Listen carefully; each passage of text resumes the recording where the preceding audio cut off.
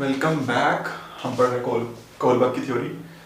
Basics पढ़ लिया, कैसे रिसर्च हुई ये पढ़ लिया, डायलेमा के बारे में समझ लिया, फिर हमने स्टेजेस, लेवल्स, इन सब के बारे में पढ़ लिया।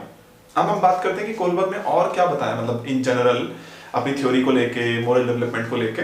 और फिर हम पढ़ेंगे कि क्रिटिसिज्म क्या है, मतलब किस बात को लेकर कोलबर्ग की आलोचना की गई, उसकी थ्योरी की आलोचना की गई कि उसमें क्या कमियां हैं। तो पहले पढ़ते हैं कि जनरल आइडिया कोलबर्ग ने क्या दिया था अपनी थ्योरी को लेकर, और फिर पढ़ेंगे क्रिटिसिज्म। तो मोर अबाउट थ्योरी। तो इस थ्योरी के बारे में और क्या कोलबर्ग ने बताया। अब सबसे पहली चीज, कोलबर्ग ने कुछ चीजें बोली जो कि कुछ उनमें से कुछ सही है, कुछ गलत है। तो वो हम बात करेंगे भी क्या सही क्या गलत है। एक चीज उसने बोली, ये जो स्टेजेस उसने दी हैं, ये स्टेजेस है यूनिवर्सल मतलब पूरी दुनिया में एज इट इज चलेंगी, तो पूरी दुनिया इसी को फॉलो करती है, ऐसा कोलबर्ग ने बोला। तो एक चीज उसने बोली, स्टेजेस आर यूनिवर्सल, पूरी दुनिया में थ्योरी इसी तरह से फॉलो होगी। और हम देखेंगे कि गलत है, हम आगे क्रिटिसिज्म पढ़ेंगे उसमें आएगा। दूसरी चीज कोलबर्ग ने जो बोली कि एक तो stages are universal, second stages are invariant. Stages are invariant, meaning ये जो स्टेजेस हैं ये इनवेरिएंट है, इनका जो ऑर्डर है वो चेंज नहीं हो सकता। मतलब पहले के बाद आप दूसरे पे जाओगे, दूसरे के बाद आप तीसरे पे जाओगे, हमेशा आगे बढ़ोगे। तो इनवेरी है, वेरी मतलब होता है चेंज होना, इनवेरिएंट मतलब चेंज नहीं होगी। तो स्टेजेस का जो ऑर्डर है वो कभी चेंज नहीं होगा, ऐसा भी कोलबर्ग ने बोला। देखा गया ये भी गलत है। फिर उसने एक चीज बोली कि जो मोरल डेवलपमेंट है बच्चों का, वो मोरल एजुकेशन से नहीं हो सकता। मतलब आप प्रेयर में, स्कूल में जैसे होता है ना, प्रेयर में खड़े होकर बच्चों को नैतिक कहानियां सुना रहे होते हैं, हाँ, मोरल एजुकेशन, उससे मोरल डेवलपमेंट नहीं होता। तो एक चीज उसने बोली, moral education is not useful. तो मोरल एजुकेशन यूजफुल नहीं है बच्चों के मोरल डेवलपमेंट में। और देखा गया हाँ ये बात सही है। रिसर्च में निकल क्या है कि ऐसे अगर हम बच्चों को कहानियां सुनाते हैं उससे कुछ नहीं होता। बच्चे यहां से सुनते हैं एक कान से, दूसरे कान से निकाल देते हैं, ऐसा हो रहा है। तो फिर एक्चुअली में मोरल डेवलपमेंट कैसे होता है, बच्चों का मोरल डेवलपमेंट होता कैसे है, उस पर भी कोलबर्ग ने बताया कि अगर आप चाहते हो बच्चों का मोरल डेवलपमेंट हो तो उनको सिचुएशन दो, मोरल डायलेमा दो। तो मोरल डेवलपमेंट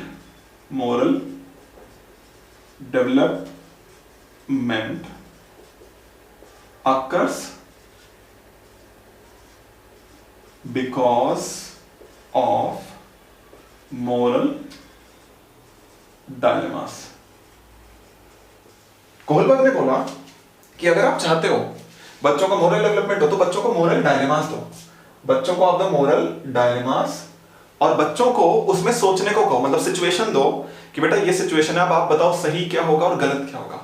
तो जब बच्चों को ऐसी सिचुएशन दी जाती है तब बच्चे सोचना शुरू करते हैं, उनकी मोरल रीजनिंग डेवलप होती है, या हम बोले उनका मोरल डेवलपमेंट होता है।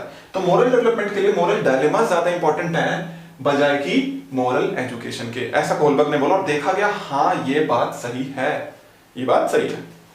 एक चीज उसने बोली जो कि बहुत इंपॉर्टेंट है और वो भी सही है, वो थी कि कॉग्निटिव डेवलपमेंट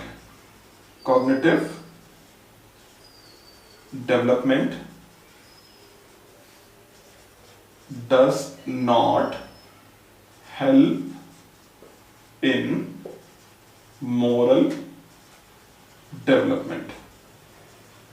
ये भी बहुत इंपॉर्टेंट चीज है।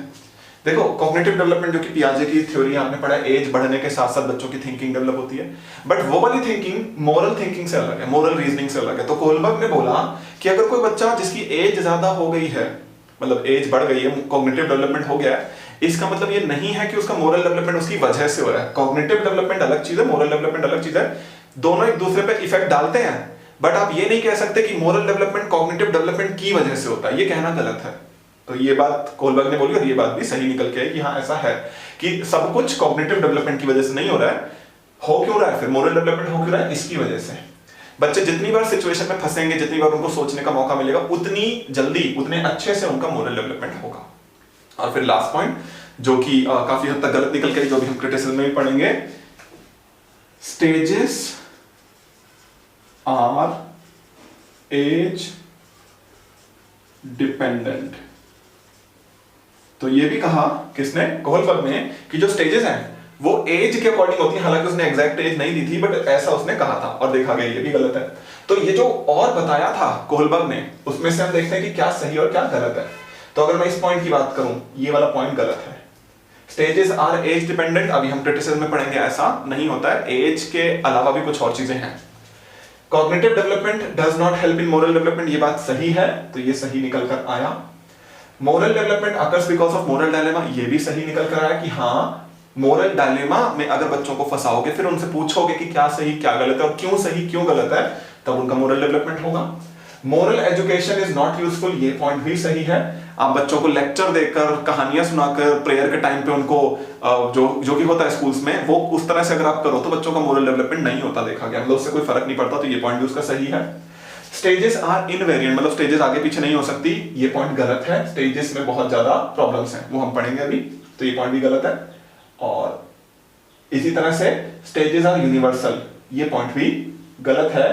पूरी दुनिया में थ्योरी एज इट इज नहीं चलती।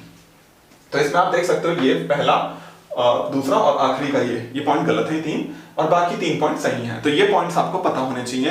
कोहलबर्ग के अकॉर्डिंग ये था, तो क्वेश्चन ऐसा आ सकता है, कोहलबर्ग के अकॉर्डिंग स्टेजेस किस पर डिपेंड करती हैं? आंसर होगा एज। कोहलबर्ग के अकॉर्डिंग करती हैं, वैसे गलत है, ठीक है। तो अब हम पढ़ते हैं क्रिटिसिज्म, कि किस बात को लेकर कोहलबर्ग की थ्योरी की आलोचना की गई। तो चलिए स्टार्ट करते हैं पढ़ना क्रिटिसिज्म्स। क्रिटिसिज्म्स, क्या ऐसा हुआ जिसकी वजह से कोहलबर्ग की आलोचना की गई? सबसे पहली चीज, कोहलबर्ग ने कल्चर को कर दिया इग्नोर। कल्चर को कर दिया इग्नोर्ड। देखो कोहलबर्ग ने क्या बोला, कोहलबर्ग ने बोला मेरी थ्योरी जो है वो तो यूनिवर्सल है, स्टेजेस तो यूनिवर्सल है। यूनिवर्सल का मतलब पूरी दुनिया में एज इट इज लगेंगी। तो आप भारत में रह रहे हो, या आप जर्मनी में रह रहे हो, या आप जापान में रह रहे हो, कहीं पे भी रह रहे हो, तो आप एज इट इज फॉलो करोगे स्टेजेस को। बट देखा गया ऐसा हो नहीं रहा है। कोहलबर्ग के जिंदा रहते ये रिसर्च हो गई थी और देखा गया ऐसा हो नहीं रहा है। स्पेशली एक चीज नहीं हो रही थी कि कुछ देशों में ऐसा हो रहा था कि लोग 4th स्टेज पे जाके रुक जा रहे थे, मतलब 4th स्टेज पे गए, रुक गए, 5वीं स्टेज पे नहीं पहुंचे, और 6ठी पे तो बहुत ही कम लोग पहुंचे। तो देखा गया बहुत सारे देशों में लोग 4थी स्टेज से आगे नहीं बढ़ रहे, बट बहुत सारे लोग 5वीं स्टेज पे पहुंच रहे हैं अलग अलग देशों में। तो ये देशों की वजह से, मतलब अलग अलग देशों की वजह से परिवर्तन क्यों आ रहा है? यह है कल्चर। देखा गया आपका जैसा कल्चर होता है उस तरह की थिंकिंग आपके मन में डेवलप होती है। तो आप आसपास के लोगों को देखते हो, उनके व्यवहार को देखते हो, संस्कृति को देखते हो, बहुत सारी चीजों को देखते हो, और उस तरह के ही आपकी भी सोच धीरे धीरे करके डेवलप होती है। तो देखा गया बहुत सारे लोग 4थी स्टेज से आगे नहीं बढ़ रहे, 5वीं स्टेज पे बहुत कम लोग पहुंच रहे हैं, और 6ठी स्टेज पे तो बहुत ही कम लोग पहुंच रहे हैं। ये कोहलबर्ग के रहते ही हो गई थी रिसर्च। और यही वजह क्या थी, क्यों ऐसा हो रहा था? क्योंकि कोहलबर्ग ने कल्चर को इग्नोर कर दिया था। तो क्योंकि कोहलबर्ग ने कल्चर को इग्नोर कर दिया, इसलिए ये कमी आई। कोहलबर्ग ने बोला मेरी थ्योरी यूनिवर्सल है, इसलिए कमी आई। तो ये बहुत बड़ा क्रिटिसिज्म है कोहलबर्ग का कि उसने कल्चर को इग्नोर कर दिया, ठीक है। तो ये क्रिटिसिज्म है। दूसरा क्रिटिसिज्म जुड़ा है ये स्टेजेस के इनवेरिएंट होने से, या स्टेजेस जो है एज डिपेंडेंट होने से, इससे जुड़ा है। दूसरा क्रिटिसिज्म कह सकते हो आप। हुआ क्या, कोहलबर्ग ने स्टेजेस दिए हैं डेवलपमेंट की, और सारी प्रॉब्लम ये है कि डेवलपमेंट स्टेजेस में नहीं होता है। डेवलपमेंट जो है वो एक कॉन्टिन्यूअस प्रोसेस है, ठीक है। तो डेवलपमेंट जो है वो स्टेजेस में नहीं होता है। तो प्रॉब्लम क्या है स्टेजेस के साथ? प्रॉब्लम विद स्टेजेस, क्या प्रॉब्लम है? प्रॉब्लम ये, कोहलबर्ग ने बोला पहली स्टेज से आगे बढ़ के जाओगे दूसरी स्टेज पे, दूसरी स्टेज से आप आगे बढ़ के जाओगे तीसरी स्टेज पे, फिर आप 4थी स्टेज पे जाओगे, फिर आप 5वीं स्टेज पे जाओगे, फिर आप 6ठी स्टेज पे जाओगे, है ना, ऐसा होगा। तो अगर हम इसके एज वाले कॉन्सेप्ट को माने, एज डिपेंडेंट है ना स्टेजेस, तो आज आप लोग ये जो वीडियो देख रहे हो, आपकी जो एज है जिस ग्रुप में वो आ रही है, तो आप सब होने चाहिए 5th स्टेज पे, है ना, 5th स्टेज पे होने चाहिए आप सब लोग एज के अकॉर्डिंग। तो बट आज भी आप लोगों के साथ ऐसा होता है कि आज भी अगर घर वाले आपको धमका दें किसी चीज के लिए कि अगर ऐसा किया तो घर से निकाल देंगे, तो आप उनकी बात मान लेते हो, तो आप डर जाते हो, पनिशमेंट का डर अभी भी है आपको। तो आप पहली स्टेज पे भी हो, हाँ, आप पहली स्टेज पे भी हो आज भी, फिर आप दूसरी स्टेज पे भी। तो ऐसा आज तक हो जाता है कि किसी ने आपका बुरा किया तो आप भी उसका बुरा करना चाहते हो, है ना, करते भी हो। तो आप दूसरी स्टेज पे भी हो, आप टिट फॉर टैट चीज चाहते हो, तो आप दूसरी स्टेज पे भी हो। फिर आप तीसरी स्टेज पे भी हो, आप चाहते हो जिन लोगों के साथ आपके रिलेशनशिप अच्छे हैं उनके साथ अच्छे बनाए रखना चाहते हो, तो आप तीसरी स्टेज पे भी हो। कुछ कुछ चीजें आप पूरी सोसाइटी को देखते हुए करते हो, आप 4थी स्टेज पे भी। तो आप कौन सी स्टेज पे हो? एक्चुअली में आप किसी स्टेज पे नहीं हो। ये सारी चीजें आपके अंदर हैं क्यों? क्योंकि डेवलपमेंट एक कॉन्टिन्यूअस प्रोसेस है, तो ये जो चीज डेवलप हुई थी ये आगे तक बनी रहेगी, ऐसी दूसरी वाली भी आगे तक बनी रहेगी, तीसरी वाली भी आगे तक बनी रहेगी, तो आप सब में हो, आप सारी स्टेजेस में हो। प्रॉब्लम ये है कोहलबर्ग ने डेवलपमेंट को स्टेजेस में एक्सप्लेन किया है और डेवलपमेंट स्टेजेस में नहीं होता, डेवलपमेंट तो कॉन्टिन्यूअस होता है, और ये सारी स्टेज थ्योरी की प्रॉब्लम होती है। इसलिए कि जो हम कह रहे होते हैं कि इस एज का पर्सन थर्ड स्टेज में होगा, वो पर्सन थर्ड के अलावा सेकंड और फोर्थ और फिफ्थ किसी और स्टेज में भी हो सकता है, और होते हैं, क्योंकि डेवलपमेंट कॉन्टिन्यूअसली चल रहा है। ठीक है, तो ये भी प्रॉब्लम थी। फिर कोहलबर्ग ने एक और बहुत इंपॉर्टेंट चीज जो कि एज से जुड़ी हुई है, वो क्या थी कि कम उम्र के बच्चे कम स्टेजेस में हैं, ज्यादा उम्र के लोग हायर स्टेज में, ऐसा बोला ना उसने, बट हमने देखा ऐसा तो हो नहीं रहा, स्टेजेस के साथ प्रॉब्लम है। तो आप इसको इस तरह से भी लिख सकते हो, underestimated young child's morality.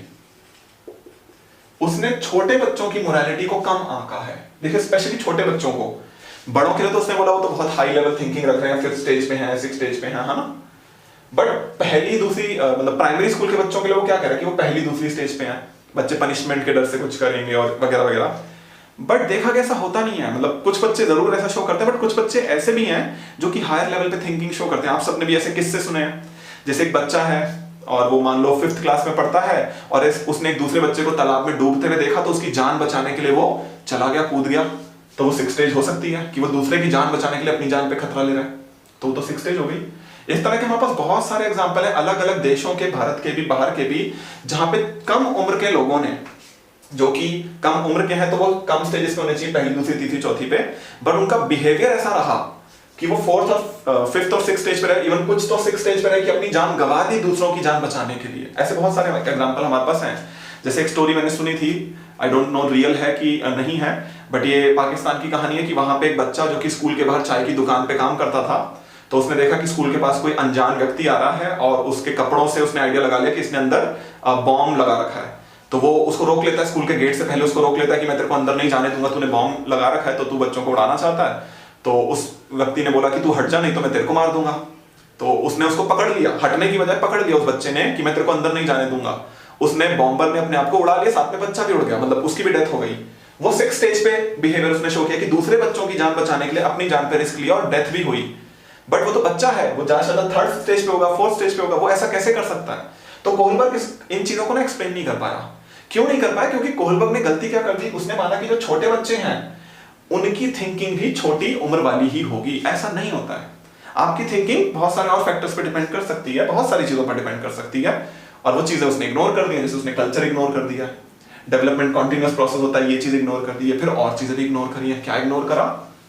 उसने इग्नोर करा फैमिली इन्फ्लुएंस को। फैमिली इन्फ्लुएंस क्या होता है? फैमिली इन्फ्लुएंस, देखो आपने भी ऐसा देखा होगा, मान लो कोई मर्डर हो गया है, बड़ी मीडिया में खबरें आ रही हैं, मर्डर हो गया, तो मीडिया वाले तो खैर हमारे देश के, पूरे बहुत सारी दुनिया में कचरा है बिल्कुल, तो मीडिया वाले पहुंच जाते हैं जिसने मर्डर किया उसके घर और उसके माँ बाप का इंटरव्यू लेते हैं कि अच्छा आप बताओ कि आपके बेटे ने मर्डर कर दिया, आपको कैसा लग रहा है, ऐसे क्वेश्चन पूछते हैं ना। और मीडिया तो खैर कचरा है। अब मैं बात करता हूँ उसके माँ बाप की। माँ बाप क्या कहते हैं कि हमारा बेटा तो बड़ा शरीफ है, उसने तो आज तक मच्छर नहीं मारा, तो हमारा बेटा कैसे किसी का मर्डर कर सकता है?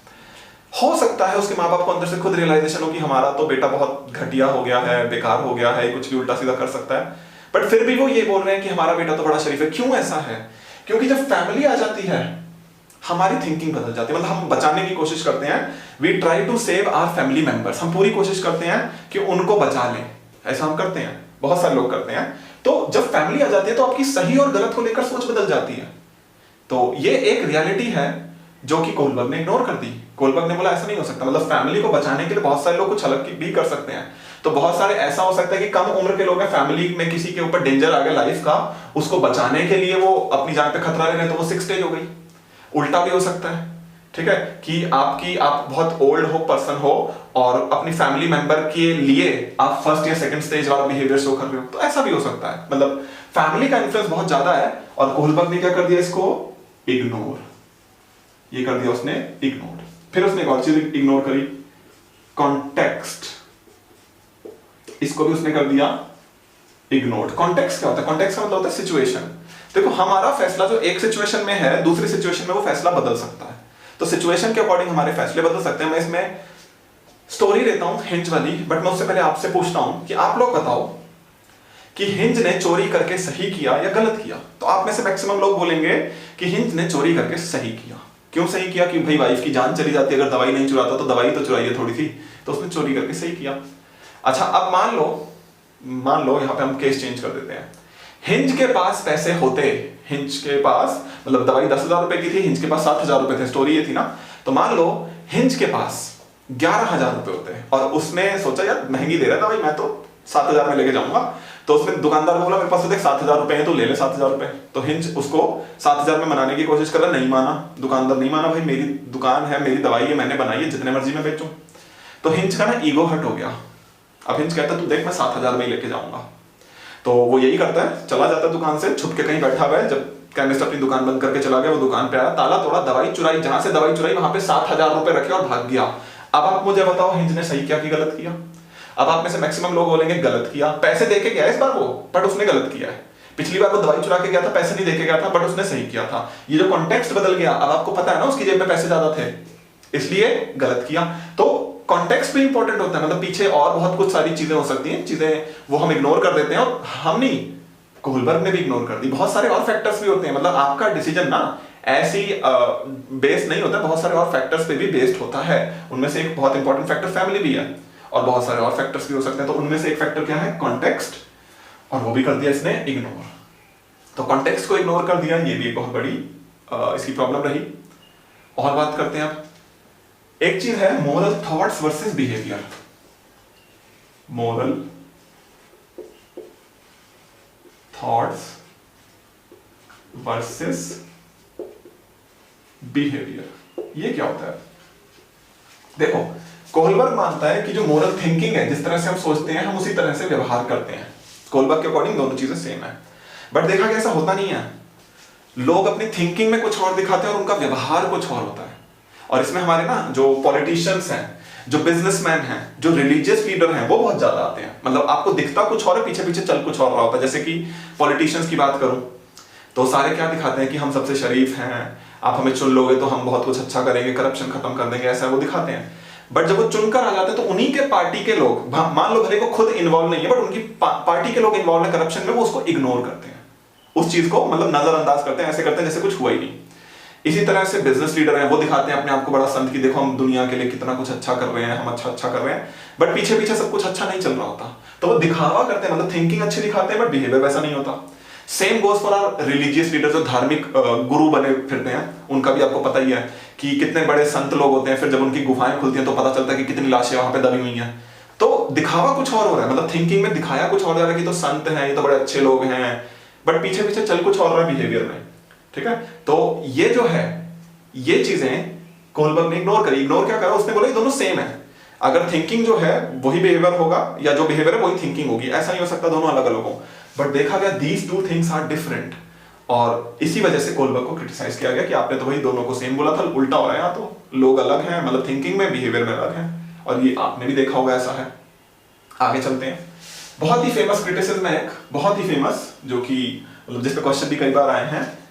कोहलबर्ग की थ्योरी को जेंडर बायस्ड कहा गया, जेंडर बायस्ड। और ये किसने कहा? ये कहा कैरोल गिलिगन ने। कैरोल गिलिगन भी एक साइकोलॉजिस्ट हैं, अभी प्रेजेंट में जिंदा है, काफी कम एज है इनकी, और आप इनको फेसबुक पे भी सर्च कर सकते हो, अपने हस्बैंड के साथ फोटो लगा रखी है इन्होंने। तो कैरोल गिलिगन जो है, उन्होंने एक चीज ऑब्जर्व करी कोहलबर्ग की थ्योरी में, जो कि बाकी लोगों ने इग्नोर कर दी थी। वो क्या था? कैरोल गिलिगन ने देखा कि जो कोहलबर्ग ने रिसर्च करी थी, तो रिसर्च उसने कैसे करी? उसने अलग अलग एज ग्रुप के लोगों को बुलाया, उनको डायलेमा दिया, बट उसने एक चीज नोटिस करी, जिन लोगों को बुलाया गया था ना, वो सारे मेल्स थे। मतलब जितने बच्चे आए, बूढ़े लोग आए, जवान लोग आए, सब आए, ये सब मेल्स थे, कोई भी फीमेल इंक्लूड नहीं की गई रिसर्च में। इसी बात पे क्वेश्चन उठाया कैरोल गिलिगन ने कि जब फीमेल इंक्लूड नहीं की गई तो आप ये कैसे कह सकते हो ये थ्योरी कंप्लीट है? ये थ्योरी सिर्फ मेल्स की थिंकिंग को रिप्रेजेंट करती है, सिर्फ मेल्स की मोरालिटी को रिप्रेजेंट करती है, फीमेल की मोरालिटी को रिप्रेजेंट नहीं करती। तो कैरोल गिलिगन ने यही क्वेश्चन उठाया कि यहां पे फीमेल्स की मोरालिटी को, फीमेल्स की जो मोरालिटी है उसको इग्नोर किया गया है। ठीक है, तो कैरोल गिलिगन ने क्वेश्चन उठाया कि फीमेल्स की मोरालिटी को इग्नोर किया गया है, और क्या इग्नोर किया है? Care perspective. Care perspective, care perspective क्या है? कैरोल गिलिगन कहती हैं कि ऐसा है कि दुनिया भर में अलग अलग सोसाइटीज में भी बचपन से ही फीमेल्स को केयरिंग बनाया जाता है, मतलब उनको इस तरह से उनका जो परवरिश की जाती है इस तरह से की जाती है कि आपको दूसरों के लिए मतलब कुछ करना है, अपने बच्चों के लिए, अपने हस्बैंड के लिए, अपनी फैमिली के लिए, इस तरह से तो उनको केयरिंग बनाया जाता है। तो ये केयर वाला पर्सपेक्टिव मिसिंग है कोहलबर्ग की थ्योरी से, ये उन्होंने बोला, और उन्होंने फिर अपनी एक थ्योरी प्रपोज की जो अभी तक फाइनल नहीं हुई है। फाइनल इसलिए नहीं हुई है क्योंकि जो ये क्लेम है कि कोहलबर्ग की थ्योरी जेंडर बायस्ड है, ये अब तक प्रूफ नहीं हुआ है, तो इस पर रिसर्च चल रही है, बट ये one of the famous criticism है, वन ऑफ द फेमस। तो कैरोल गिलिगन इसलिए बहुत फेमस है कि उन्होंने एक ऐसी चीज नोटिस करी जो किसी ने करी नहीं थी, और उन्होंने इस थ्योरी को जेंडर बायस्ड कहा। हालांकि ये बात अभी तक प्रूफ नहीं हुई है, और ये कैरोल गिलिगन ने ये भी उस टाइम मतलब कोहलबर्ग के जिंदा रहते ही उन्होंने भी रिसर्च स्टार्ट कर दी थी इसके ऊपर। और आगे चलते हैं, तो ये फेमस वाले क्रिटिसिज्म हो चुके हैं जिन पे क्वेश्चन आए, बट कुछ और क्रिटिसिज्म भी हैं। एक है domain specific experience, domain specific experience, और इसको भी कर दिया है इग्नोर। कोहलबर्ग ने इसको भी इग्नोर कर दिया। बट ये डोमेन स्पेसिफिक एक्सपीरियंस क्या है? कोहलबर्ग के अकॉर्डिंग स्टेजेस जो हैं वो डिपेंड करती है किस पे? एज पे। सबसे इंपॉर्टेंट चीज क्या है? एज। तो जैसे जैसे आपकी एज बढ़ेगी आप सही सोचोगे, मतलब मोरालिटी इंप्रूव होगी, ऐसा कोहलबर्ग मानता है। यहीं पे कमी है। कमी ये है सिर्फ एज नहीं होती इंपॉर्टेंट, इंपॉर्टेंट होता है उस फील्ड में, उस डोमेन में आपका एक्सपीरियंस कितना है। तो अगर लॉ फील्ड की बात की जाए तो लॉयर ज्यादा अच्छे डिसीजन ले सकते हैं। अगर मेडिकल फील्ड की बात की जाए तो डॉक्टर ज्यादा अच्छे डिसीजन ले सकते हैं। अगर एजुकेशन फील्ड की बात की जाए तो टीचर ज्यादा अच्छे डिसीजन ले सकते हैं। बट अगर आप सोचो कि टीचिंग में कोई प्रॉब्लम है, कोई कुछ भी प्रॉब्लम है, और आप चाहते हो उसका सॉल्यूशन, और एक बहुत बड़े एज के डॉक्टर जो कि अपने पेशे से डॉक्टर थे बट वो 70 साल के, तो आप उनको लेके आओ कि ये बड़े एक्सपीरियंस लोग हैं, ये ज्यादा अच्छा डिसीजन लेंगे। ऐसा नहीं होता है, ठीक है। आप उसी फील्ड के पर्सन को लाओगे चाहे वो कम उम्र का हो। तो आप मान लो एक 40 साल के टीचर को और एक 60 साल के डॉक्टर को ले आते हो। 40 साल का टीचर एजुकेशन की प्रॉब्लम में ज्यादा सही सोच पाएगा। इसी तरह से कोई मेडिकल इमरजेंसी है, किसी पेशेंट की जान बचाने के लिए कोई मेडिकल इमरजेंसी है, तो आप एक 40 साल के डॉक्टर से पूछो और एक 60 साल के लॉयर से, 40 साल का डॉक्टर ज्यादा सही बता पाएगा कि इस सिचुएशन में क्या करना चाहिए। तो डायलेमा वाली अगर सिचुएशन आए तो ज्यादा अच्छा वो लोग सोच पाते हैं जिनके पास उस फील्ड का एक्सपीरियंस होता है, और कोहलबर्ग ने इसको इग्नोर कर दिया। कोहलबर्ग क्या, हम सब भी इसको इग्नोर करते हैं, आप लोग भी करते हो, और हमारे पॉलिटिशियंस तो सबसे ज्यादा करते हैं। मतलब पूरे देश का ही मैं एग्जांपल ले रहा हूं। आप देख लीजिए पूरे देश में जिस जिस राज्य के या पूरे देश के जो शिक्षा मंत्री हैं, क्या वो शिक्षा से जुड़े हैं? जो स्वास्थ्य मंत्री हैं, क्या वो स्वास्थ्य से जुड़े डॉक्टर हैं? जो लॉ मंत्री हैं, मतलब इससे जुड़े हैं, क्या वो लॉयर हैं? जो डिफेंस मिनिस्टर हैं, क्या वो आर्मी से हैं या नेवी से हैं या एयरफोर्स से हैं? ऐसा नहीं है। इसलिए हमारे देश का और दुनिया के बहुत सारे देशों का बेड़ा गर्क हो रखा है कि हम जिस फील्ड में जो एक्सपीरियंस है उसको तो बनाते नहीं, उसका मिनिस्टर हम तो चमचों को बनाते हैं। तो एजुकेशन मिनिस्टर जो चमचा होगा उसको बनाया जाएगा, भले वो एजुकेशन फील्ड से ना हो। ऐसी डिफेंस मिनिस्टर है, ऐसी सब है, मतलब सारे मिनिस्टर्स ऐसी हैं। तो ये क्या है?